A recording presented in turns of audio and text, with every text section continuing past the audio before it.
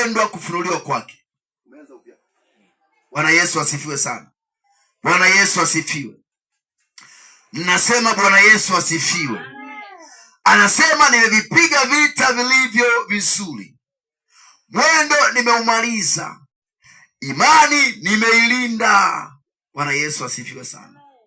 Kwa vita aliyokuwa nayo anasema nimepambana. Kwenye hii vita nimepigana vyema. Vita ilikuwa ni kali, mambo alikuwa ni mengi, majaribu makubwa nimekutana nayo. Wakati mwingine yalikuwa ni mambo ya kuvunja moyo. Haleluya. Wakati mwingine yalikuwa ni mambo ya kurudisha nyuma, lakini mimi nimevipiga vita vilivyo vizuri. Bwana Yesu asifiwe sana. Anasema mwendo nimeumaliza, mwendo nimeumaliza. Maanake kila vita huwa ina mwanzo na mwisho. Maanake wakati Mungu amekupa kazi uifanye, huo ndio mwanzo. Waje wakati ambapo utafika mwisho. Unamalizaje, mzee wa kanisa? Unamalizaje kwenye maisha haya ya duniani? Unaweza ukaanza vizuri na Mungu, lakini unamalizaje? Paulo anasema mimi mwendo nimeumaliza. Anasema baada ya hayo, Bwana Yesu asifiwe, baada ya hayo nimewekewa taji ya haki. Baada ya hayo iko taji ya haki. Bwana Yesu asifiwe. Iko taji ninayostahili ambayo Mungu atanipa. Kwa kanisa, sikiliza nikwambie, iko taji ya haki kwa wale ambao wanatenda kazi ya Mungu, wanaofanya kazi ya Mungu. Iko taji ya haki kwa wale ambao wanajitoa kwa ajili ya kazi ya Mungu. Bwana Yesu asifiwe sana. Taji iko mbinguni ambayo watu watavikwa hiyo taji, wale ambao wametaabika kwenye kazi ya Mungu. Wakati mwingine watu hao walionekana kama hawafai chochote walipokuwako duniani. Bwana Yesu asifiwe sana. Kwa taji iko mbinguni. Kwa usije ukalegea, usije ukaacha, usije ukanyamaza, usije ukarudi nyuma, usije ukashusha majeshi yako chini, usije ukaweka silaha zako chini. Iko taji. Bwana Yesu asifiwe sana. Iko taji, iko taji, iko taji. Kwa mwendo uliouanza, Mungu wa mbinguni akusaidie umalize mwendo salama. Bwana Yesu asifiwe sana. Umalize mwendo salama. Kwa Paulo anamwandikia Timotheo, kijana wake. Timotheo alikuwa ni mzee wa kanisa. Bwana Yesu asifiwe sana. Paulo alikuwa ndio mtumishi wa Mungu, mtume. Amelifungua kanisa. Paulo lilikuwa ni kanisa la Efeso. Akamwambia Timotheo, simamia hili kanisa. Bwana Yesu asifiwe sana. Akamwambia Timotheo, simamia kanisa hili, liendelee katika Kristo. Waliokoka wasirudi nyuma, waliomkiri Yesu kuwa ni Bwana na Mwokozi wao wasaidie waendelee mbele. Baadaye anamwandikia barua, anamwambia Timotheo, mimi nimelipiga vita vilivyo vizuri. Tangu nimeanza Injili sijawahi kurudi nyuma. Tangu nimeokoka sijawahi kuacha habari za Mungu. Ninaendelea nyakati zote, miaka yote. Wengine wanaacha wokovu, mimi ninaendelea. Wengine wanaacha kuhubiri, mimi ninaendelea. Wengine wanaacha huduma zao, mimi ninaendelea. Anasema vita nilivyovipiga ni vita vizuri, mwendo nimeumaliza. Bwana Yesu asifiwe sana. Maana yake amefika mwisho. Anasema nacho kiona mbele, ninaiona taji iko. Bwana Yesu asifiwe sana. Bwana Yesu asifiwe. Ni maombi yangu kwa Mungu aliye hai, kwa kila kazi ya Mungu unayoifanya, Mungu aikumbuke. Bwana Yesu asifiwe sana. Ninasema Mungu aikumbuke kujitoa kwako kwa kazi ya Mungu. Mungu akumbuke. Wakati mwingine ungekuwa na mambo mengine ya kufanya, lakini ukaacha hayo mambo, ukasema ngoja niende kwa kazi ya Mungu. Mungu hiyo kazi aikumbuke kwa jina la Yesu. Bwana Yesu asifiwe sana. Bwana Yesu apewe sifa. Kwa utaona sasa, Paulo alikuwa anafanya kazi kwa nguvu zote, huku akijua iko taji mbinguni. Paulo alikuwa anafanya kazi kwa nguvu. Akianza kuhubiri, Paulo anahubiri kwa nguvu. Akianza kufundisha habari za ufalme, anafundisha kwa nguvu. Alikuwa anajua waje wakati sitafanya tena hivi. Bwana Yesu asifiwe. Sikiliza nikwambie, Mungu anapokupa neema ya kuwa na afya njema, fanya kazi yake kwa nguvu. Bwana Yesu asifiwe. Maandiko anasema hivi, kitabu cha Yeremia ni 48 mstari wa 10a. 48 mstari wa 10a. Yes, soma, kumbe umefika. 48 mstari wa 10a. Na alaaniwe mtu yule afanyaye kazi ya Bwana kwa ulegevu. Hapo. Alaaniwe mtu yule aifanyaye kazi ya Bwana kwa ulegevu. Bwana Yesu asifiwe. Aifanyaye kazi ya Bwana kwa ulegevu. Aifanyaye kazi ya Mungu kwa ulegevu. Leo watu wanafanya kazi ya Bwana kwa ulegevu. Yeremia anaambiwa na Mungu wa mbinguni, anasema laaniwe mtu yule. Maana kazi ya Mungu hahitaji kuifanya kwa ulegevu. Tukisema tunaimba kwa nguvu. Bwana Yesu asifiwe. Tukisema tunatoa kwa nguvu. Tukisema tunaenda kushuhudia watu mtaani, tunaenda kushuhudia kwa nguvu. Bwana Yesu asifiwe sana. Tukisema tunaenda kuhubiri Injili, tunahubiri kwa nguvu zote. Tunafika pale sokoni, Pendo unashika maiki, unasema haleluya, haleluya. Leo wanaokoka wote hapa. Bwana Yesu asifiwe. Unafanya kwa nguvu. Tukisema cheza kwa nguvu mpaka jasho linatoka. Bwana Yesu kwa anasema alaaniwe yule afanyaye kazi ya Bwana kwa ulegevu. Kwa utaona Paulo hakufanya kazi kwa ulegevu. Ni hasara kubwa ndani ya kanisa leo kuwa na washirika ambao hawajui nini wanafanya. Yaani mtu yuko ndani ya kanisa alafu hajui anafanya nini. Bwana Yesu asifiwe. Yaani hapa kila mtu awe na kazi ya kufanya. Kama ni waimbaji, waweko wanaoweza wakaimba. Bwana Yesu asifiwe. Kama ni wakuomba, waweko wanaweza wakaomba. Kama ni kufanya usafi, waweko wanaweza wakafanya. Kama ni watu wa mapambo na vitu vingine, kila mtu afanye kazi ya Mungu ndani ya kanisa. Asiwepo mtu ambaye atakuwako ndani ya kanisa hana kitu cha kufanya cha kumpendeza Mungu. Kwa nini? Kwa sababu ziko taji mbinguni. Bwana Yesu asifiwe. Bwana Yesu asifiwe sana. Kwa utaona sasa kuna kazi ambazo Yesu amepatana na watu awape ujira wa upate. Ukisoma kitabu cha Injili ya Mathayo ile sura ya 9, sura ya 20 mstari wa 1. Mathayo 20. Bwana Yesu asifiwe sana. Mathayo 20. Bwana Yesu asifiwe. Biblia inasema, umefika? Anzia mstari wa 1. Sikiliza kwa makini hapo. Mathayo 20 mstari wa 1.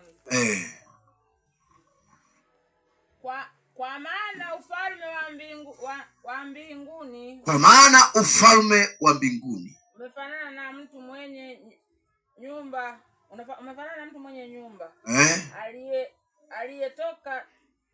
aliyetoka alfajiri kwenda kuajiri wakulima awapeleke katika shamba lake la mizabibu. Naye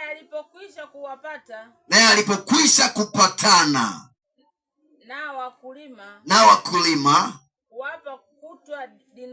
wapa kutwa dinari aliwapeleka katika shamba lake ndio la mizabibu. Akatoka mnamo saa 3. Akatoka mnamo saa 3. Akaona wengine wamesimama sokoni. Akaona wengine wako sokoni, hawana kazi ya kufanya. Siokuwa na kazi. Na hao nao akawaambia, enendeni nanyi katika shamba langu. Enendeni nanyi katika shamba langu la mizabibu. Na iliyo haki nitawapa. Na iliyo haki yenu nitawapa. Wakaenda. Akatoka tena mnamo saa 6. Akatoka tena saa 6. Na saa 9. Akafanya vile vile. Hata kama saa 11. Mpaka jioni saa 11. Akakuta wengine wamesimama. Bwana Yesu asifiwe sana. Shia hapo tu. Taangalia mpaka mstari wa 9. Sasa utaona Yesu anakuta mmoja yuko sokoni. Anasema nenda shambani kwangu ukafanye kazi. Anakuta mwingine yuko huku. Anasema nenda shambani kwangu ukafanye kazi. Kwa wako watu walioingia asubuhi kwenye kazi ya Mungu. Wako watu walioingia saa 3. Wako watu walioingia saa 5 za mchana. Wako watu walioingia jioni saa 11. Wote hao alipatana nao kwenda kuwalipa. Bwana Yesu asifiwe. Wote wana malipo yao. Wewe unaweza ukaanza kazi ya Mungu mapema, wengine wakafuata jioni, wote wana malipo yao. Bwana Yesu asifiwe sana. Kwa ni mfano ya kwamba tupo kwenye kazi ya Mungu. Aliyetuajiri ni Mungu mwenyewe. Kwa waje wakati tutakapolipwa. Bwana Yesu asifiwe. Waje wakati tutakapopewa taji zetu.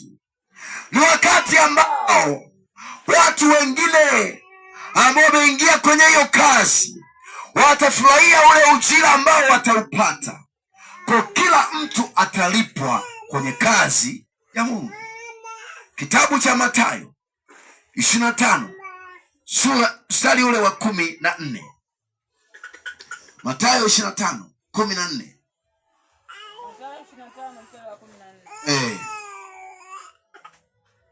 Maana ni mfano wa mtu atakaye kusafiri. Maana ni mfano wa mtu atakaye kusafiri. Aliwaita watumwa wake. Akaweka kwao mali zake. Akampa mmoja talanta 5. Mmoja akampa talanta 5. Na mmoja talanta 2. Mwingine talanta 2. Na mmoja talanta 1. Na mwingine talanta 1. Kila mtu kwa kadiri ya uwezo wake. Kila mtu kwa kadiri ya uwezo wake. Akasafiri. Maana yule aliyepokea talanta 5 akaenda akafanya biashara nazo. Akachuma faida talanta nyingine 5. Vile vile na yule mwenye 2. Yeye naye akachuma nyingine 2 faida. Lakini yule aliyepokea moja alienda akafukia chini. Bwana Yesu asifiwe. Bwana Yesu asifiwe sana. Kwa anasema mbinguni ni sawasawa na mtu anayetaka kusafiri. Yaani wewe mzee wa kanisa unasafiri. Unamchukua huyu unampa shilingi 5,000. Huyu unampa 2,000. Huyu unampa 1,000. Huyu mwenye 5,000 anaenda kufanya biashara. Anazalisha 5,000 nyingine. Mwenye 2,000 anakwenda kufanya biashara. Anazalisha 2,000 nyingine. Mwenye 1,000 anasema 1,000 ni ndogo sana. Hata mtaji hautoshi. Hii hela ingoja niiweke kwenye begi. Bwana Yesu asifiwe. Sasa aliyetoa hizo fedha anakuja. Anasema wewe niambie umepata faida ngapi?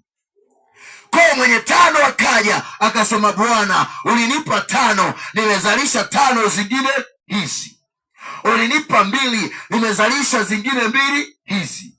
Mwenye 1 anasema mimi hapana Bwana. Uliponipa nikaifunga kwenye kitenge.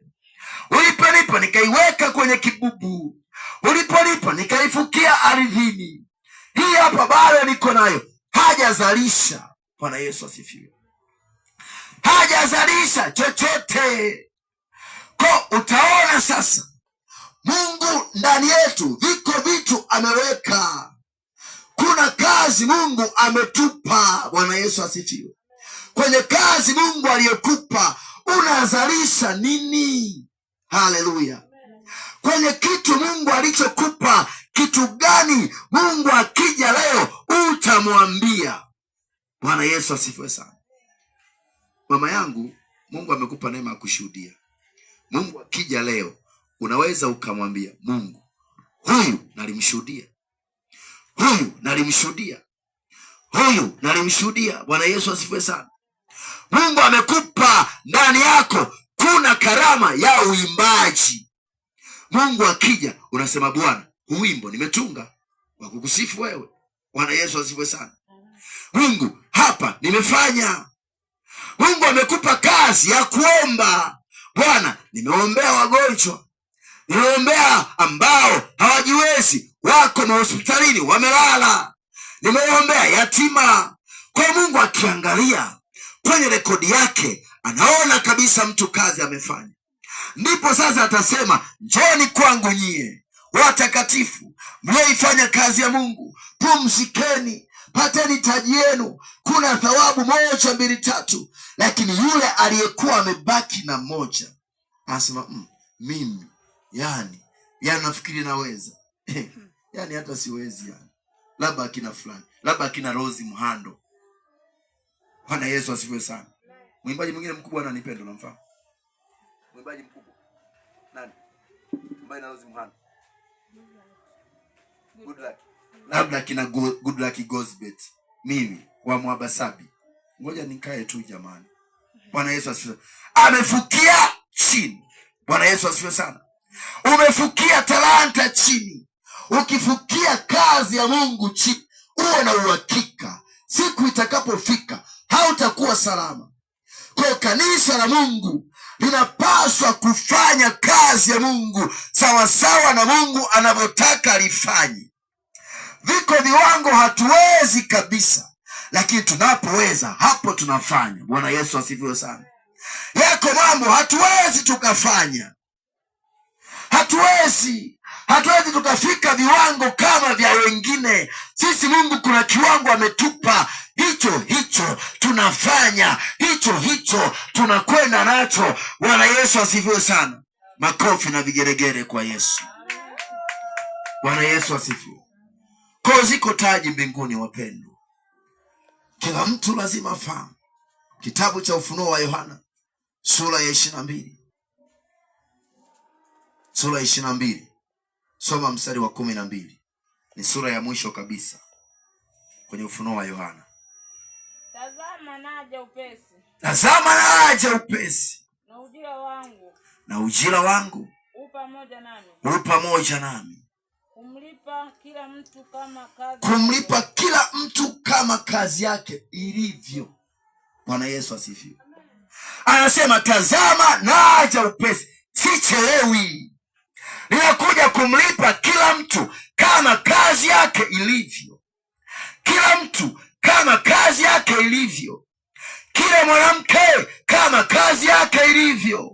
Kila mwanaume alivyofanya kama kazi yake ilivyo. Bwana Yesu asifiwe. Kila mchungaji wa kanisa la mahali pamoja kama kazi yake ilivyo. Kila mama mchungaji ninakuja kumlipa kama kazi yake ilivyo. Bwana Yesu asifiwe. Kila aliyekuwa mzee wa kanisa ninakuja kumlipa kama kazi yake ilivyo. Bwana Yesu asifiwe sana. Kila aliyekuwa mwanakwaya ninakuja kumlipa kama kazi yake ilivyo. Huu ni ufunuo ambao Yohana alipewa na Mungu ayaambie makanisa ambayo yako ulimwenguni ya kwamba Bwana anakuja kulipa. Bwana Yesu asifiwe. Bwana anakuja kulipa. Sikiliza nikwambie, kazi tunayoifanya waja wakati tutalipwa. Kazi unayoifanya wala sio kazi bure, wapendwa. Waja wakati utakapowadia, tutalipwa. Wenye kuvikwa taji la dhahabu watapewa taji la dhahabu, kila mtu kwa namna yake alivyofanya kazi ya Mungu atalipwa. Sikiliza nikwambie, wala usizimie moyo, wala usirudi nyuma, wala usichoke mpendwa. Endelea kufanya kazi ya Mungu, maana waje wakati tutakapolipwa. Bwana Yesu asifiwe sana. Bwana Yesu asifiwe. Haleluya, haleluya. Kwa wakati wa kulipwa unakuja, anasema kama kazi yake ilivyo. Kazi yako ikoje? Bwana Yesu asifiwe. Kazi yako ikoje? Jambo moja ni kushauri, unatakiwa kujiuliza kwamba kama Yesu anakuja leo, kazi yako ataikutaje? Bwana Yesu asifiwe. Kama anashuka leo Yesu, kazi yako ataikutaje? Atakuta imesimama, atakuta imeharibika, atakuta umeiacha, atakuta umerudi nyuma, au atakuta unaendelea. Bwana Yesu asifiwe. Mungu akusaidie uendelee na kazi ya Mungu. Bwana Yesu asifiwe sana. Bwana Yesu asifiwe. Leo imefika mahali mtu akifanya kazi ya Mungu vizuri, watu wanasema anajiona yeye ndo yeye. Wanaanza maneno. Kwa hata kama watasema maneno yao, endelea na kazi ya Mungu. Bwana Yesu asifiwe. Hata kama wanasema anajifanya yeye ndo anajua kuomba, anajifanya yeye ndo anajua kushuhudia, anajifanya yeye ndo anajua kutoa, wewe endelea kufanya, maana anayekulipa sio mwanadamu, anayelipa ni Mungu mwenyewe. Bwana Yesu asifiwe sana. Mungu ndiye mlipaji wa kwetu, Mungu ndiye muhasibu wa kwetu. Yeye ndiye anajua namna gani atatulipa. Kwa huko wakati unakuja, kwa kazi hii tunayoifanya tutalipwa. Bwana Yesu asifiwe sana. Tutalipwa, sema amen. Kila mtu atalipwa. Watoto watalipwa, vijana watalipwa, wanawake watalipwa, wachungaji watalipwa, wapendwa, wanakwaya watalipwa, waombaji watalipwa. Wako watu wanaowasaidia yatima, wanaowasaidia wajane, wanaowasaidia wasiokuweza, hao nao watalipwa. Bwana Yesu asifiwe sana.